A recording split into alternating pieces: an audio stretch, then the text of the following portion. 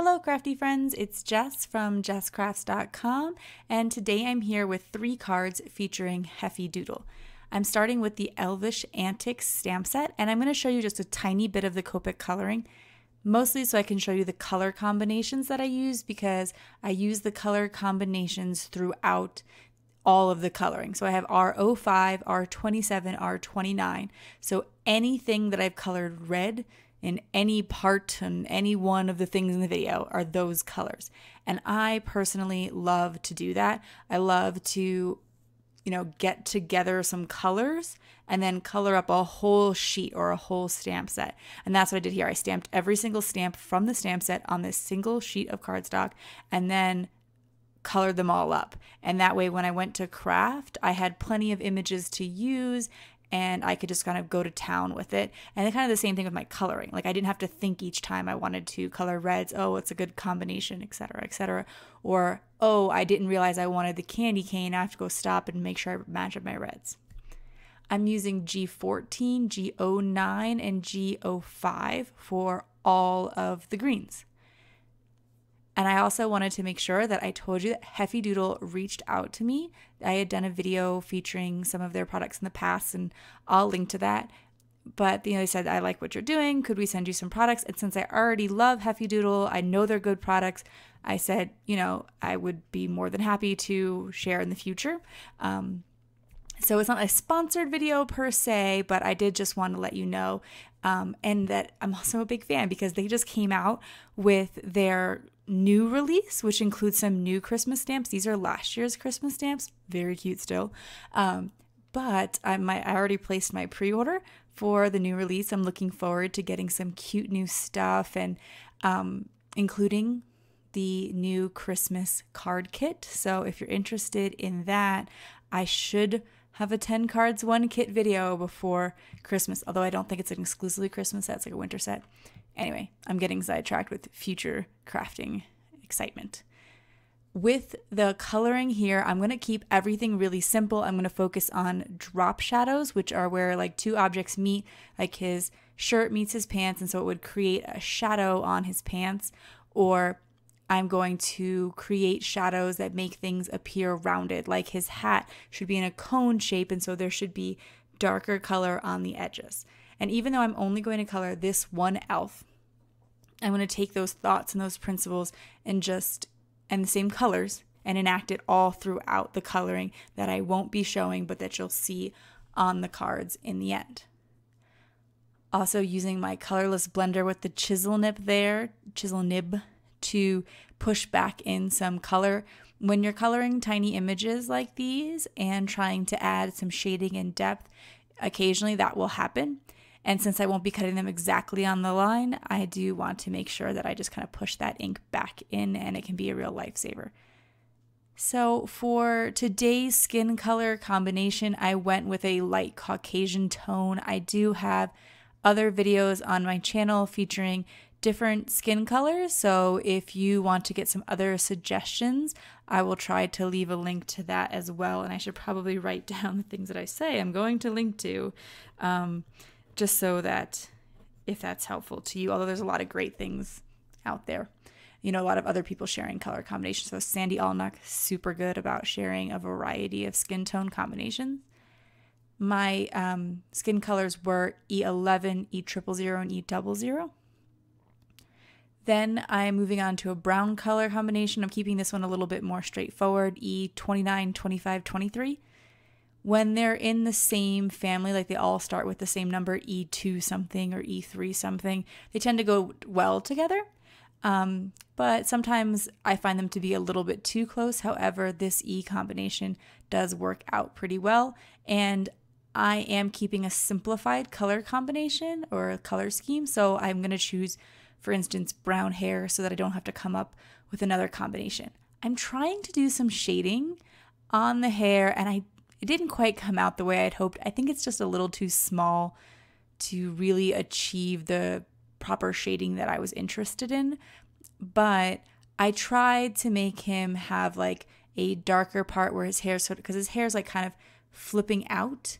And so there should be a dark shadow as it curves towards him, and then it should get dark again as it comes out. I think, if I understand how shadows work. I'm not a Copic expert. I really enjoy working with them, and I've taken some great classes that have given me a lot of insight, but that was just kind of my attempt to make his hair look wavy. You, of course, could just color it solid and enjoy that, and I believe this is Y28 for all the gold details, because there's a couple of like areas where I could see that coming in handy, particularly that belt buckle and the shoe buckles though. And so yeah, I'm just going to carry all those same colors throughout all the coloring, and then I will have a bunch of things to work with. So I thought, well, you know, of course I could just create a really cute scene card, easy peasy, but I wanted to do something a bit different, play with some dies, play with some more of the stamps. So this first card, I'm going to use one of the smaller stamps to create my own custom background. But rather than just cover this entire die cut, and this is the Stitched Scallop Ovals from Cat Scrappiness, rather than cover the entire thing, I wanted to leave that detail between the stitches and the edge without any stamping on it. I just thought it would create a nice finished look. So I die cut it out of a like literal scrap from my recycling bin. I cut the die out again. Then I just trimmed the center, and I just kind of, as you can see there, I cut right through the outside to get to the center.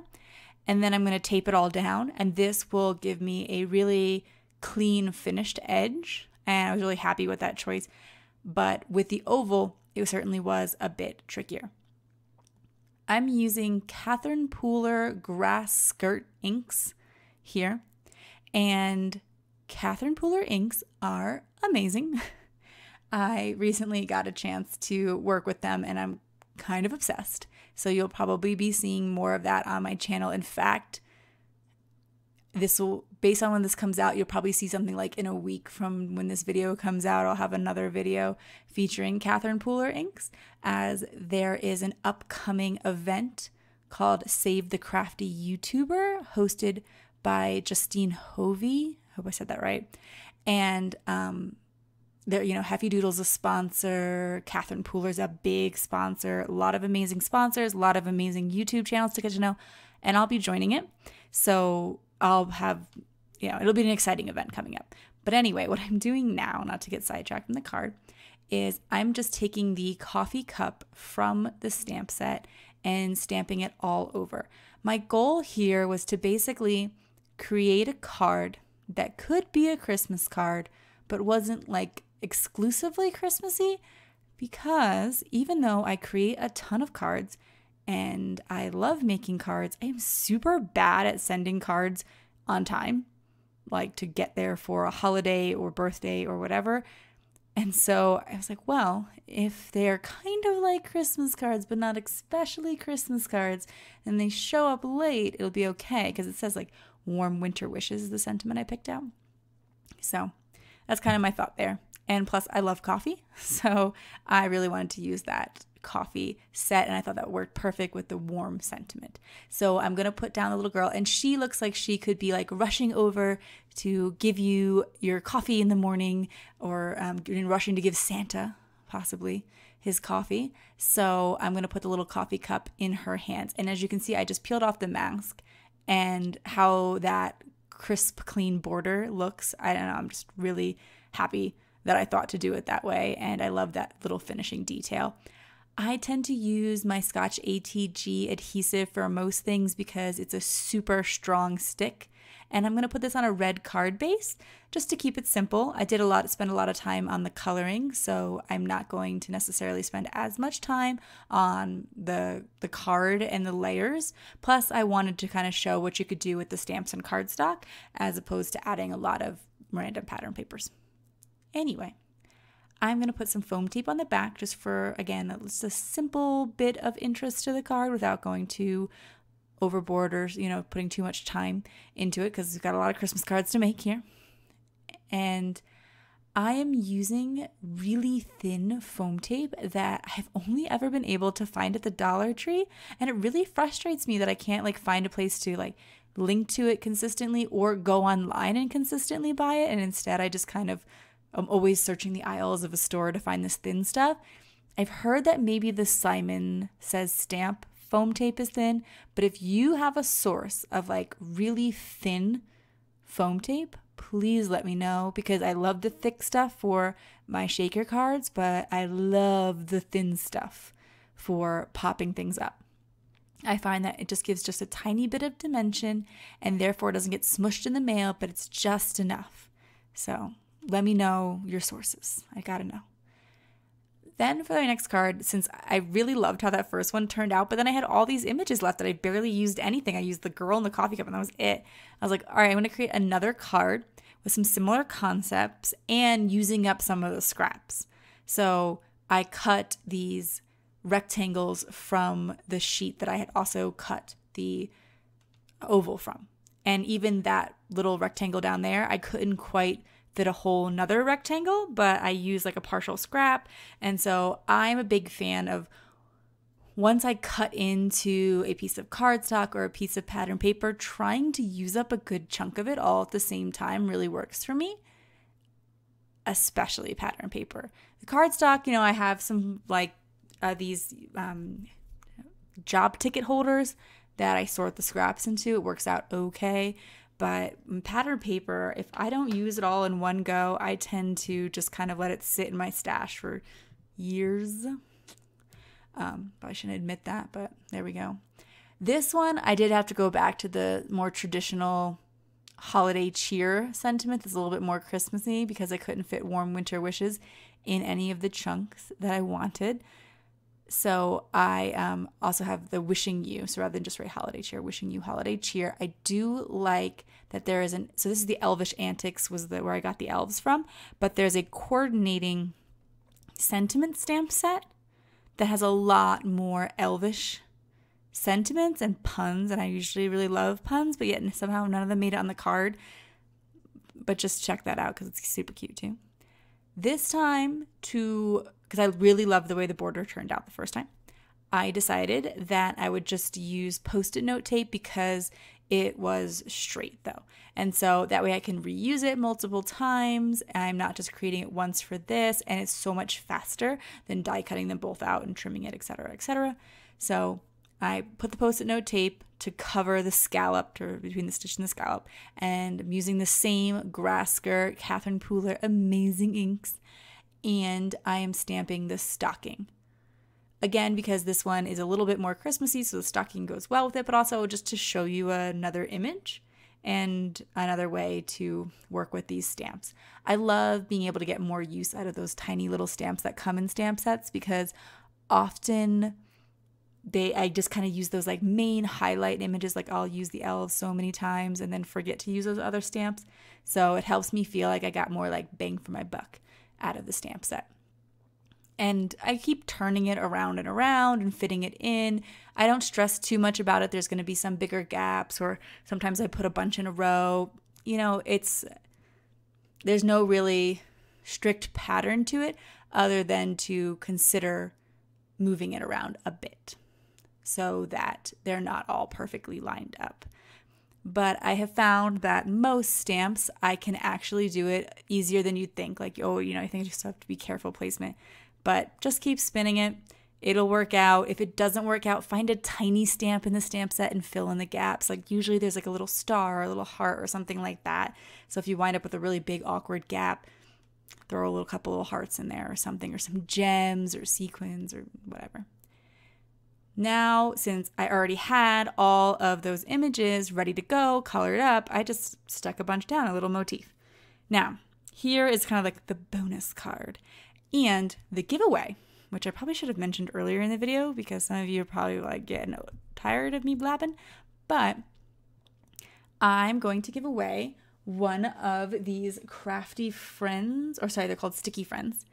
I'm going to give away Heffy Doodle's Sticky Friends teeny tiny stamp set. It has a teeny tiny glue bottle and it says crafty friends stick together. There's another little stamp that says because of all the glue. So if you are interested in winning this tiny stamp set and maybe some other surprises and Open International,